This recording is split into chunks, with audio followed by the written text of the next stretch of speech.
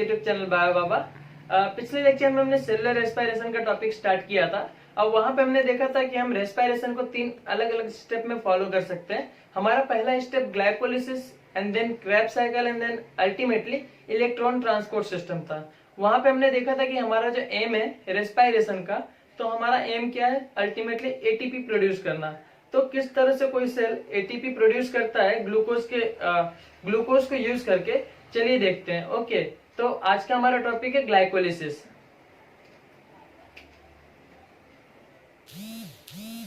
Glycolysis, okay. Glycolysis word का अगर मतलब समझे तो ये 2 वर्ड से मिला हुआ है। ग्लाइको मीन्स होता है शुगर एंड लिसिस का मतलब होता है ब्रेक डाउन। लिसिस का मतलब क्या होता है, ब्रेक डाउन। ओके, तो क्या बोलेंगे हम, ग्लाइकोलिसिस का मतलब क्या होगा, ग्लूकोज का हमें क्या करना है, ग्लूकोज का क्या करना है, हमें ब्रेक डाउन करना है। ओके, ग्लूकोज का हमें क्या करना है, ब्रेक डाउन करना है। क्लियर? तो ग्लाइकोलिसिस का हमारा एम समझ में आ गया कि हमें करना क्या है, ग्लूकोज का ब्रेक डाउन करना है। अब हमें प्रोडक्ट क्या मिलेगा, ग्लूकोज का ब्रेक डाउन तो हम कर रहे हैं, तो हमें मिलेगा क्या भाई, हम क्यों कर रहे हैं, सेल कोई भी रिएक्शन अगर कर रही है तो क्यों कर रही है, सवाल ये उठता है ना। तो ग्लूकोज के अगर ब्रेक डाउन करेंगे, ग्लूकोज जिसका फॉर्मूला होता है C6H12O6 है ना, जो कि एक 6 कार्बन कंटेनिंग कंपाउंड है। जब इसको आप ब्रेक डाउन करेंगे तो हमें मिलेगा एटीपी। हमें क्या मिलेगा, एटीपी। और एटीपी क्या होता है, एनर्जी मॉलिक्यूल होता है। एटीपी क्या है, एनर्जी मॉलिक्यूल है। तो हमें समझ में आ रहा है कि ग्लाइकोलिसिस के थ्रू हमें एटीपी मिलेंगे। ओके, एटीपी के साथ साथ और क्या मिलेगा, एटीपी के साथ साथ हमें एनएडीएच मिलेगा। क्या मिलेगा, एनएडीएच। अब एटीपी तो समझ में आता है कि भाई एनर्जी मॉलिक्यूल है, लेकिन एनएडीएच क्या है, हमने अपने इंट्रोडक्शन पोर्शन में देखा था कि एनएडीएच जिसे हम रिड्यूसिंग एंटिटी बोलते हैं, रिड्यूसिंग पावर बोलते हैं, ये भी क्या होता है, एटीपी प्रोवाइड करते हैं। अल्टीमेटली इलेक्ट्रॉन ट्रांसपोर्ट सिस्टम में क्या होता है, ये एटीपी प्रोवाइड करते हैं। क्लियर? तो एनएडीएच जो होते हैं वो क्या होते हैं, रिड्यूसिंग पावर होते हैं, रिड्यूसिंग पावर। और ये भी क्या प्रोवाइड करेंगे, ये भी एटीपी प्रोवाइड करेंगे। क्लियर है? ये भी क्या प्रोवाइड करेंगे, एटीपी प्रोवाइड करेंगे। अब सवाल ये उठता है कितने एटीपी प्रोवाइड करेंगे, है ना। सवाल ये है कि कितने एटीपी प्रोवाइड करेंगे। तो इनका जो एटीपी प्रोडक्शन है वो इनके किस कॉम्प्लेक्स से गुजर रहे हैं उसके ऊपर डिपेंड करेगा। ओके, कॉम्प्लेक्स से गुजर रहे हैं का मतलब क्या है, इलेक्ट्रॉन ट्रांसपोर्ट सिस्टम आपने देखा होगा, आपने सुना होगा या तो फिर कि जो माइटोकॉन्ड्रिया की इनर मेम्ब्रेन होती है वहां पे डिफरेंट टाइप के कॉम्प्लेक्सेस पाए जाते हैं इलेक्ट्रॉन ट्रांसपोर्ट सिस्टम में। Complex 1, complex 2, complex 3, complex 4, complex 5, इस तरह से 5 कॉम्प्लेक्स पाए जाते हैं। तो होगा क्या, अगर ये NADH कॉम्प्लेक्स फर्स्ट से गुजर रहा है, अगर ये NADH कॉम्प्लेक्स फर्स्ट से गुजर रहा है तो एटीपी प्रोडक्शन कुछ और होगा। और अगर यही NADH कॉम्प्लेक्स सेकेंड से गुजर रहा है तो एटीपी प्रोडक्शन कुछ और होगा, ये वेरी करेगी। ओके, तो अल्टीमेटली अगर हम नेट गेन की बात करें, ये अभी हमने जानबूझ के छोड़ा है, इसको हम मैलेट एस्पार्टेट शटल और ग्लिसरॉल फॉस्फेट शटल में देखेंगे कि कितने एटीपी NADH प्रोड्यूस करेगा। यूजुअली हम कह देते हैं कि NADH जो होता है 2.5 एटीपी जनरेट करता है यूजुअली, बट ऐसा होता नहीं है। ये एग्जैक्टली डिपेंड करता है कि ये NADH जो होता है किस शटल सिस्टम के थ्रू गुजर रहा है। ओके, तो अब हम नेट एटीपी की बात करेंगे। नेट एटीपी कितने ग्लाइकोलिसिस में बनते हैं। ओके, तो ग्लाइकोलिसिस में टोटल 4 एटीपी बनते हैं, जिसमें से wait just a minute, ATP okay form, कितने एटीपी फॉर्म हुए, टोटल हमारे 4 एटीपी फॉर्म होते हैं। ओके, कितने यूज हो रहे हैं, 2 एटीपी हमारे क्या होते हैं, इसमें यूज होते हैं। तो हमें अल्टीमेट जो नेट गेन होता है एटीपी का, नेट गेन होता है वो 2 एटीपी होता है। 4 - 2 = 2 एटीपी हो गया। कुछ कुछ बुक में ये भी लिखा रहता है कि नेट गेन ग्लाइकोलिसिस का 5 या 7 होता है। क्या लिखा रहता है कि जो नेट गेन होता है वो 5 एटीपी या तो फिर 7 एटीपी भी हो सकता है। ओके, तो ये जो दोनों चीजें हैं, नेट गेन जो है ये 5 एटीपी या 7 एटीपी, ये हम आगे देखते हैं कि किस तरह से ये चीजें भी सही हो सकती हैं। बस क्वेश्चन समझने की बात है कि किस बेसिस पे ये पूछा जा रहा है। शटल सिस्टम, आप एक वर्ड याद रखिएगा यहाँ पे, शटल सिस्टम। ओके, क्या? Shuttle system. शटल सिस्टम हम इसके बारे में सेपरेटली बात करेंगे।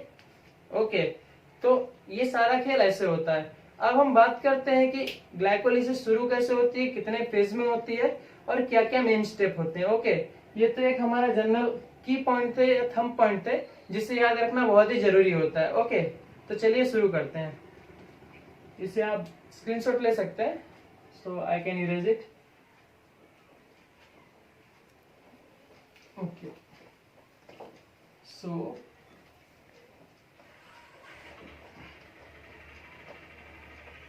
ग्लाइकोलिसिस की कुछ बहुत ही बेसिक थिंग जो हम जानते हैं कि ये एक 10 स्टेप रिएक्शन होती है ना। आप सभी ने देखा होगा या पढ़ा होगा। बेसिकली ये 10 स्टेप रिएक्शन होती है, 2 फेज में कंप्लीट होती है। 2 फेज होते हैं इसके, 2 फेज होते हैं। एक को जिसे हम बोलते हैं प्रिपरेटरी फेज और दूसरे को हम बोलते हैं पे ऑफ फेज। प्रिपरेटरी फेज है ना, प्रिपरेटरी फेज, और दूसरा हमारा क्या होता है, पे ऑफ फेज है ना, पे ऑफ फेज, पे ऑफ फेज। सवाल ये उठता है कि यहाँ पे 2 फेज आने की जरूरत क्यों पड़ी, है ना।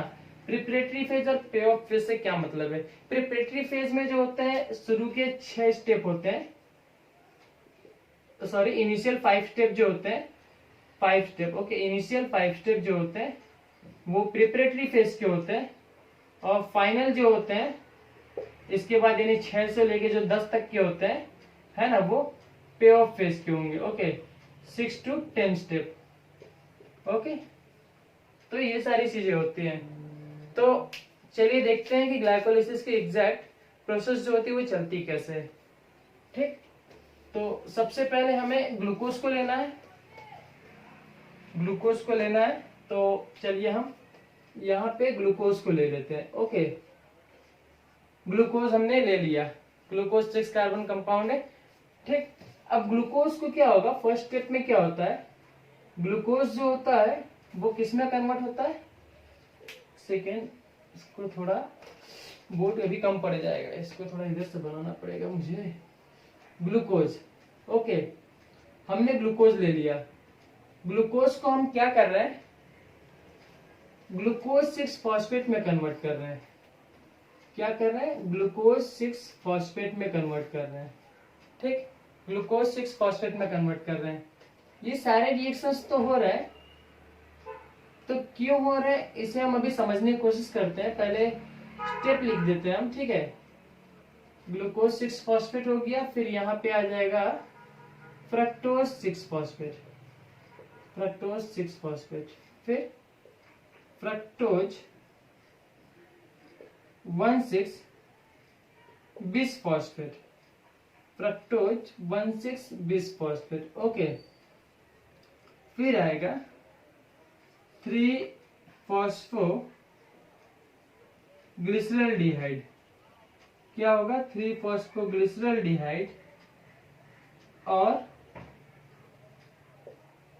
इसी के साथ साथ एक और प्रोडक्ट बनेगा जिसको हम बोलते हैं dihydroxy acetone phosphate, DHAP, dihydroxy acetone phosphate. Okay, ये 2 मॉलिक्यूल आपस में इंटर कन्वर्टेबल होते हैं। ठीक, तो कितनी स्टेप हुई, 1 2 3 4 5। ठीक, 3 फॉस्फोग्लिसरॉल्डिहाइड और डाइहाइड्रोक्सी एसीटोन बन गए। अब ये क्या होगा, 1,3 बिस फॉस्फोग्लिसरिक एसिड में कन्वर्ट होगा। ओके, 1,3 बिस फॉस्फोग्लिसरिक एसिड में कन्वर्ट होगा। तो चलिए पहले हम इधर के स्टेप समझते हैं कि ये रिएक्शंस क्या है, क्यों है और कैसे हैं, देन हम आगे की बात करेंगे। ठीक, ये हमारा चल रहा है प्रिपरेटरी फेज। ये कौन सा फेज चल रहा है हमारा? Preparatory phase. Okay, preparatory phase, clear. अब कैरेक्टरिस्टिक क्या है इसके? ग्लूकोज से ग्लूकोज 6 फॉस्फेट क्यों बना? ग्लूकोज से ग्लूकोज 6 फॉस्फेट क्यों बना? होता क्या है कि ग्लूकोज जो होता है एक सेल से दूसरे सेल में बहुत ही इजीली डिफ्यूज हो सकता है। सपोज अगर ये एक सेल है, यहाँ पे भी सेल है, ओके, तो अगर ग्लूकोज सपोज ग्लाइकोलिसिस यहाँ पे करानी है तो ग्लूकोज क्या होता है कि ये इजीली डिफ्यूज कर सकता है। ओके, ये इजीली इस सेल से इस सेल में, इस सेल से इस सेल में। तो हमें करना क्या है कि सपोज अगर मान लीजिए कि इस सेल्स में ग्लाइकोलिसिस की जरूरत है यहाँ पे, लेकिन बगल वाले सेल को ग्लाइकोलिसिस नहीं चाहिए, तो ये तो इजीली डिफ्यूज कर जाएगा। तो ये डिफ्यूज ना करे, to prevent diffusion, to prevent diffusion of glucose, glucose की क्या डिफ्यूजन को रोकने के लिए, इसके मूवमेंट को रोकने के लिए हम क्या करते हैं, इसके ऊपर फॉस्फेट लगा देते हैं, फॉस्फोराइलेशन कर देते हैं ना, फॉस्फेट लगा देते हैं। ओके, फॉस्फोराइलेशन कर देते हैं। किस कहां पे करते हैं फॉस्फोराइलेशन? छठे पोजीशन पे, 6th पोजीशन पे। ओके, 6th पोजीशन पे हम क्या करते हैं, फॉस्फेट लगा देते हैं। तो ग्लूकोज से क्या हो गया, ग्लूकोज 6 फॉस्फेट हो गया। अब चूंकि इसके ऊपर ग्लूकोज के ऊपर एक सपोज ये ग्लूकोज है, इसके ऊपर फॉस्फेट लग गया, तो अब ये नेगेटिव चार्ज इसके ऊपर आ गया। और आपको पता होगा कि एक सेल से दूसरे सेल में जब ग्लूकोज ट्रांसपोर्ट होता है तो ग्लूट चैनल के थ्रू ट्रांसपोर्ट होता है। ये हमारे पास एक चैनल होते हैं जिसको ग्लूट चैनल बोलते हैं। तो अब ये ग्लूट चैनल जो होते हैं इनको प्रीफर नहीं करते due to their negative charge, phosphate ion charge की वजह से ये इसके मूवमेंट को प्रिवेंट कर देते हैं। तो इस तरह से जो ग्लूकोज होता है उसी सेल में इंट्रैप्ड हो जाता है। तो आपको ये समझ में आ गया होगा कि ग्लूकोज से हम ग्लूकोज 6 फॉस्फेट में ही क्यों कन्वर्ट कर रहे हैं। क्लियर। अब यहाँ पे जो मेन एंजाइम यूज होता है, अभी आप देखिए एंजाइम कौन सा यूज हो रहा है। हमने क्या किया, यहाँ पे फॉस्फोराइलेशन किया है, फॉस्फेट को ऐड किया है। तो फॉस्फेट ऐड करने वाला एंजाइम कौन सा होता है? अगर आपने थोड़ा बहुत बेसिक्स पढ़ा होगा तो आपको पता होगा कि जो फॉस्फेट ऐड करने का काम है वो तो केवल एक ही बंदा कर सकता है, और वो होते हैं काइनेजेस। वो कौन होते हैं? काइनेजेस। ओके, काइनेज एक ऐसा मॉलिक्यूल है जो कि क्या करता है, फॉस्फेट को ऐड करता है। ठीक, क्लियर। तो यहाँ पे एक तरीके का काइनेज है जिसको हम बोलते हैं हेक्सोकाइनेज। कौन सा काइनेज? हेक्सोकाइनेज। हेक्सो यानी 6 कार्बन पे है ना, 6 कार्बन ग्लूकोज से रिलेटेड है, इसलिए इसको बोले हेक्सोकाइनेज। क्लियर। अब ग्लूकोज से ग्लूकोज 6 फॉस्फेट बन गया। अब ग्लूकोज 6 फॉस्फेट से फ्रक्टोज 6 फॉस्फेट क्यों बना? हाँ, क्योंकि होता यह है कि इसका यूटिलाइजेशन अगर आपको इसे ब्रेक डाउन करना है तो ग्लूकोज 6 फॉस्फेट के बजाय फ्रक्टोज 6 फॉस्फेट इजीली ब्रेकेबल है। ओके, मतलब इसको हम आसानी से तोड़ सकते हैं। और आपको पता होगा कि ये एक आइसोमर है, इसका ग्लूकोज का ये आइसोमर है जो कि इजीली ब्रेक डाउन हो जाता है। ओके, इसलिए हम इसे ग्लूकोज से ग्लूकोज 6 फॉस्फेट में कन्वर्ट करते हैं। यहाँ पे जो एंजाइम आता है, क्योंकि यहाँ पे देखिए ग्लूकोज 6 फॉस्फेट से फ्रक्टोज 6 फॉस्फेट आइसोमर है ना एक दूसरे के, मतलब आइसोमराइजेशन हुआ है। तो आइसोमराइजेशन कौन सा एंजाइम करेगा? आइसोमरेज। तो आइसोमराइजेशन कौन सा एंजाइम करेगा? आइसोमरेज। क्लियर है।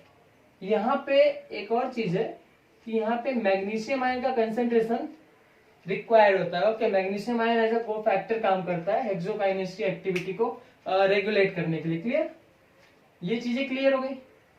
एक और बात है यहाँ पे एरो की बात होती है। देखिए ग्लूकोज से ग्लूकोज 6 फॉस्फेट ये कन्वर्ट हुआ, और यहाँ पे साफ बात है कि एक अमाउंट ऑफ एटीपी यूटिलाइज हुई है। ओके, एटीपी का क्या हुआ है? यूटिलाइजेशन हुआ है, और एडीपी प्लस पीआई